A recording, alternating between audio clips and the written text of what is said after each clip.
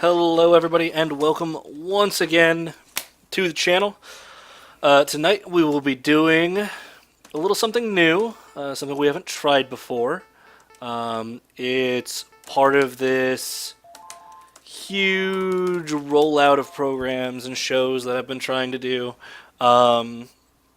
because of that talk that I've had recently with local streamers. And this show is Lore with the Bard. We're going to be going over, different games and talking about the various ways that they interact with actual history, and going over the frankly absurd amount of lore that some of these games have. Even simple games like what we're going over tonight, Megaman X. This whole series of games, the X series, just fucking spun out. And of course, once again, I spent all of that time setting up a script and getting everything ready, and still ran out of time. So, this should be interesting. I still have 4 pages or more, probably 5 or 6 at this point, of information regarding this game series, and a little bit of what ends up happening, or how this ties in with reality. So, without further ado, let's go ahead and get started. So like I said, we're doing Megaman X tonight, and that's largely to change it up a little bit. We've been doing cosmic horror and gothic horror all night, or all week, and whatever. That's fun and everything, but oh man, okay, so the controls are everywhere again, because I've been messing with stuff for the other games, but that's fine. We can manage. But oh god, wrong button. But yeah, so originally tonight I wanted to do StarCraft. However, I felt that the amount of time that I wanted to spend on StarCraft required a bit more of a complex script than what I'm going to be doing for this. So, we're going to go ahead and do Mega Man X tonight, which should be pretty easy, pretty good times. It's dense, but not nearly as dense as StarCraft or games like that can be. We don't have all month, after all. I think tonight, after we do a little bit of this, I've had a couple of people complaining that the actual streaming hasn't been going on long enough, and that while the history shows and everything have been great, they'd really like to see a little bit more streaming. So, after we get done with the show tonight, we'll go ahead and we'll continue just playing the game for a little while, probably until about 9 o'clock. So, that ought to be fun. So, for those of you who don't know, I think this game is just tits. This game is the bee's knees. This is easily one of my favorite games.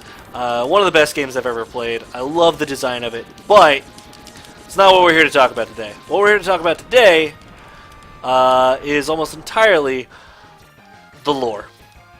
So, let's go ahead and get started with that. The best place to start with the lore for this game is the end of the lore, actually. For Mega Man. The original Mega Man series, not Mega Man X. Whew. No. So, basically, if you don't know the story for Mega Man X, a brief primer. Good guy makes good robots. Bad guy says, man, those good robots are awesome. I wish they were my robots. Reprograms good robots. Makes them into bad robots. And...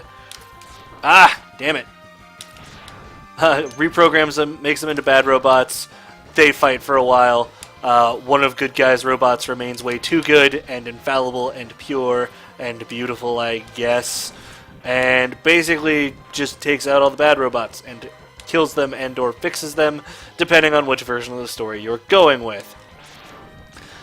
Now, the X series takes place about 100 years after this, and during that 100-year time frame, X and Wily, or not X, Dr. Light, the good guy who makes robots, and Dr. Wily, the bad guy who corrupts robots, have been improving their designs on two of their core robots. Those core robots being Megaman for Dr. Light and Proto-Man for Dr. Wily. Now, during this 100-year time frame, Dr. Light spends most of this time frame working on the new version of Megaman X. And X needs all kinds of stuff. Light wants to make sure that he has all of the best logic and reasoning and free will and sanity. So he sets up a diagnostic to basically go over and make sure that all of these features that he wants in X are functional and operating at appropriate capacities. Ooh, sorry. So, he sets up diagnostics, but because it's going to take longer than Dr. Light will be alive, he goes ahead and buries X for a time frame of about 30 years. Now, that was the intended plan. The algorithms end, and because Light is dead, because, X is buried, X isn't released onto the world for quite a while, actually. 100 years, in fact, pass before X is released into the world. And, wouldn't you know it, he's found by another doctor, because, doctors. A doctor by the name of Dr. Kane. Dr. Kane is actually an archaeologist who, when he finds X, reverse engineers him with X's help, actually. And they create the first series of Reploids, or replicated androids. These are all based off X's design, and have his free will and everything programmed in. And people love them. People just love these things. So they're mass-produced, put into all kinds of jobs, everything you can imagine, and all's right with the world.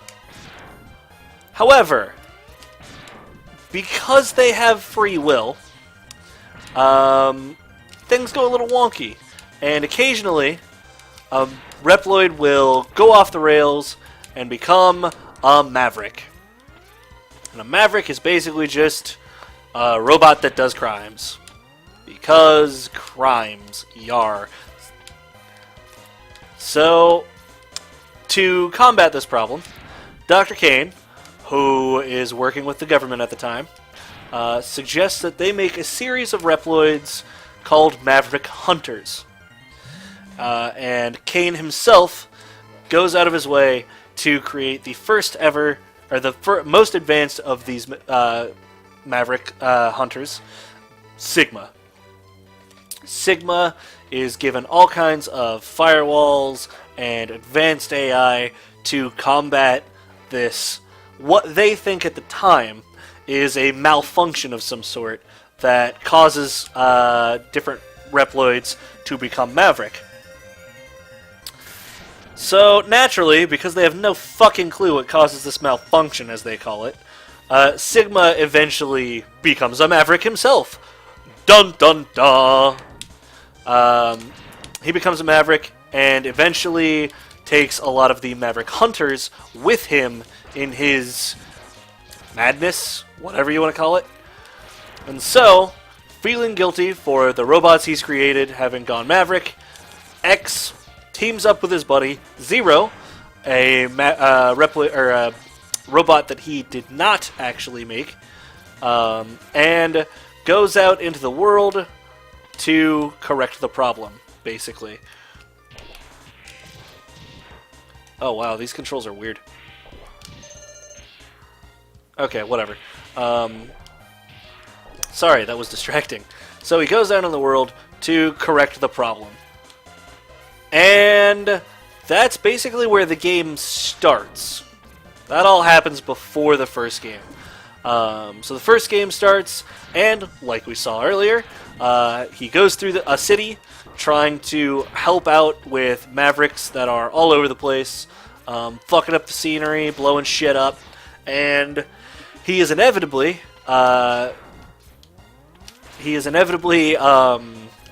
ambushed by Vile, one of the Maverick Hunters who is currently working under Sigma. Sigma having broken away, taken a bunch of the Maverick Hunters with him, and captured an entire island for his personal purposes. X gets into a fight with him, gets his ass readily handed to him, and proceeds to, basically just about die, as we saw earlier. But Zero shows up, saves X at the last minute, and all is right with the world.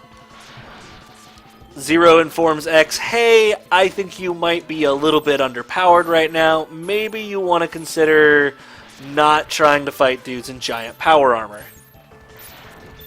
To which X says, yeah, you're probably right. So they come up with a plan.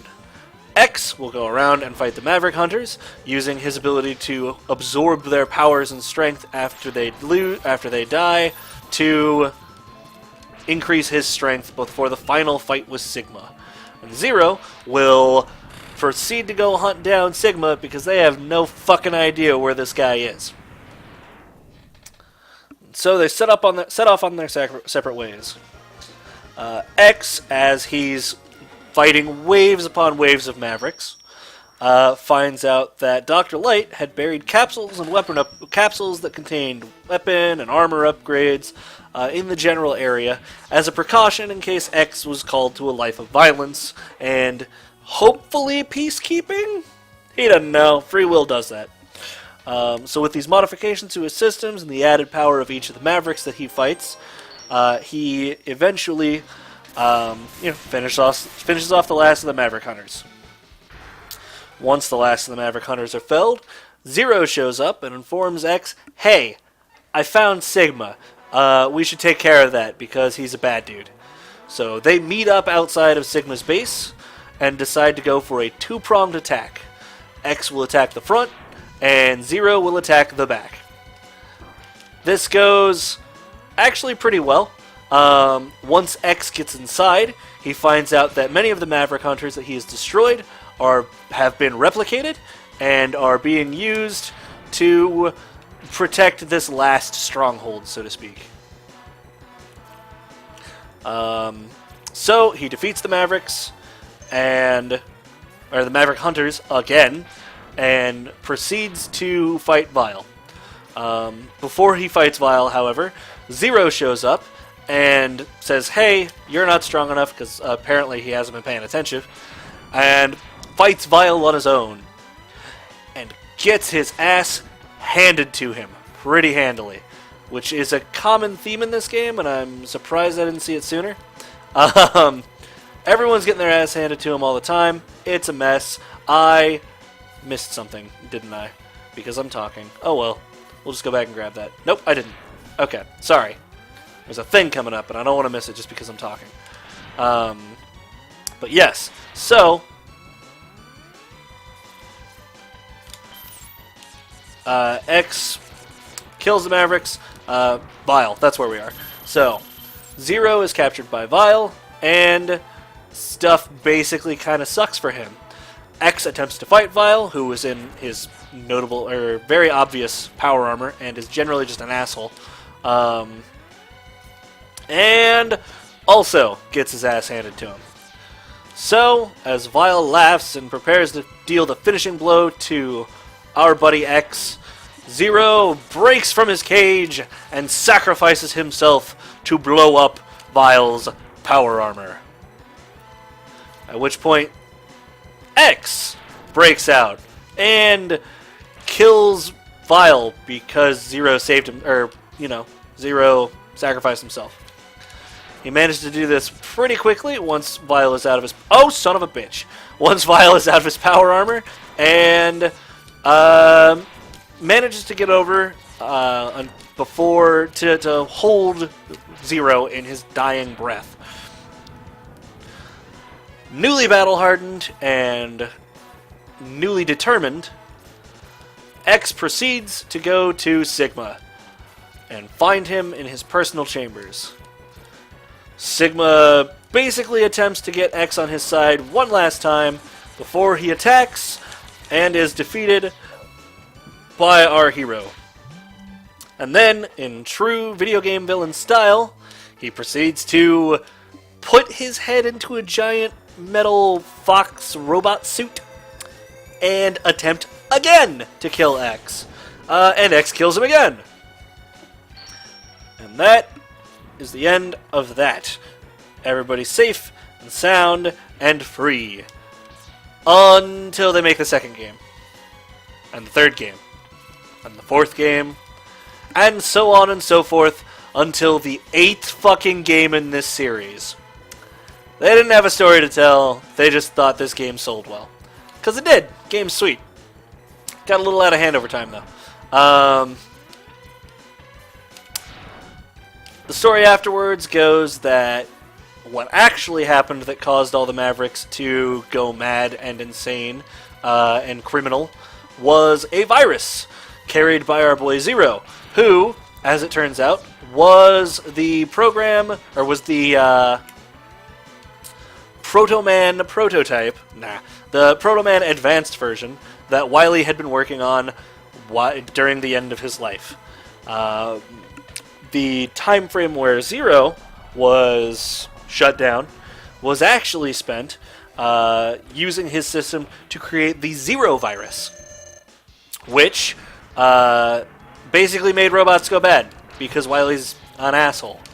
Boop. Oh, nope, that's not good. Which, you know, is spent... which is used to make robots evil for reasons. Mostly because, at this point, Wily just wanted to taint Light's legacy as much as he could. So, there's that. The virus gets into Sigma, who basically immediately regrets the decision, and fuses with his system, his core programming, to basically make a new virus called the Sigma virus, which is basically just the Sigma virus, or the virus's desire to spread and infect things, mixed with Sigma's desire to... What did I have down for that?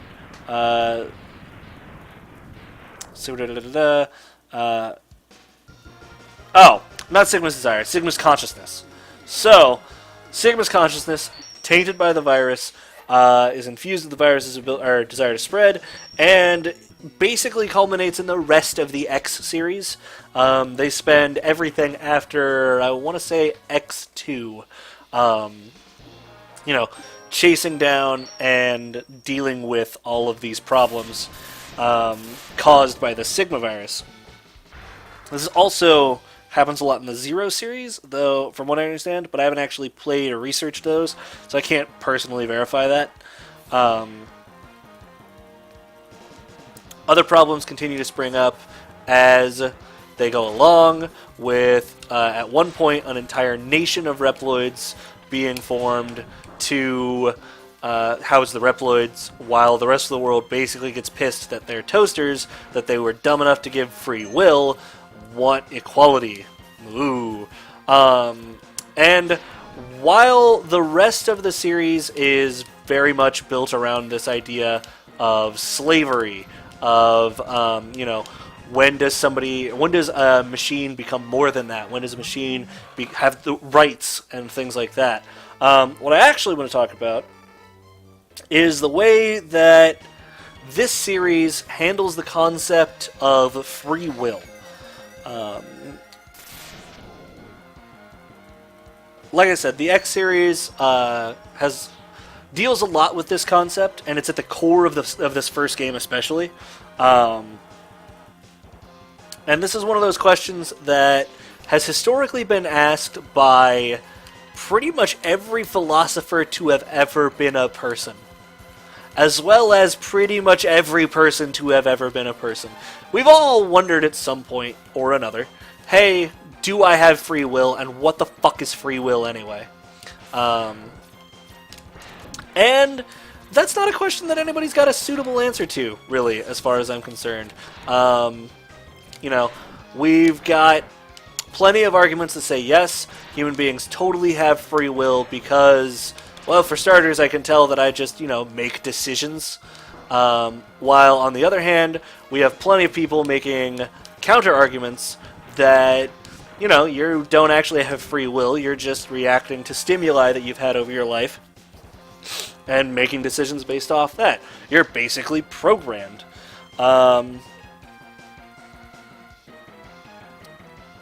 And this series asks that question quite a bit. It asks the question of, hey, is free will a thing that we have? Is free will something anybody can have? And it does this largely in this first game in the series through being vague with what this malfunction is that causes Reploids to become Mavericks. It's never fully stated in the first game, as far as I'm aware, what the actual problem is that causes robots to become Mavericks, because we don't know what causes anybody to do these things. We have behavioral studies, but at the end of the day, we don't know, if free will is a thing. People could just be doing things because that's how they're programmed, so to speak. I wish I had a bunch of fancy philosophers I could bring up to support my evidence and theories and ideas, but this isn't.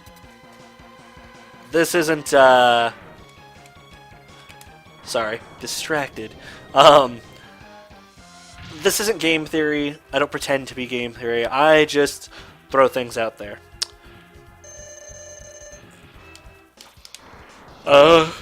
Shit. Sorry.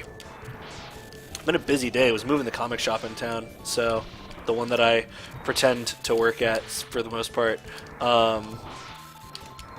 Speaking of, they still haven't paid me yet for this last week or so. But, yeah, so, the biggest thing that stands out in the series is that X is never really corrupted by this virus that every other Reploid is susceptible to. Is this because he's the only one with true free will, as he's the source of this concept? Or is it because he is actually affected by this virus, by this, by this thing, and he just doesn't realize it? There's plenty of ways that we could make that argument, that we could say, hey, maybe these guys are just doing their jobs, and because X is in some way malfunctioning, is he just seeing things the way he wants to? For instance, a lot of these things, yes, we have the first scene in that city where everything's destroyed, but a lot of those Mavericks we see in that first part of the game don't actually make sense the way that Reploids are described to us throughout the series. So throughout the series, they're described as having been built pretty much to do every job ever. But we don't know what some of these are for. Why do we need an ostrich with a buzzsaw on its head? Maybe it cuts stuff above that's out of our reach. Whatever. I don't know. But on the other hand, why do we need weird tank things? Or why do we need this guy? What is his purpose? What does he do? These new controls are really messing me up. Controls I've been using since I was a child don't work. God, the music in this is so good. But yeah, so that's pretty much the end of the main show. I think we're going to spend the rest of the night just playing this, just chilling. We're going to stream some Megaman X for a while, Basically until I get bored. If people want to watch, that's fine. If people don't want to watch, hey, no one's stopping you. But thanks for checking out the show. If anybody, has any games they want me to cover, I do have a few that I've been asked not to cover by our friends over at Unicorn Muffin TV, actually, who are the local streamers that I've been talking to, actually. One of, anyway. As they want to cover some of these games. So off limits for us right off the bat are the Elder Scrolls series and what was the other one? World of Warcraft. If you want to see the stories of World of Warcraft and you want to see the stories of the Elder Scrolls and whatnot, go over there. Unicorn Muffin TV or unicornmuffin.tv is her channel. And she will be covering those eventually, from what I understand. Her stream is actually 12 to 2:30, I think, Central Time. So I don't usually get to see it because I am almost universally busy around that time frame, helping out at the shop or whatever. So. But you should check it out sometimes. I hear it's good. I do check out her. She is apparently on 8-Bit Gaming occasionally. So, she's on there. Check that out. But yeah, talk to her if you want to see those. I will be covering games like this.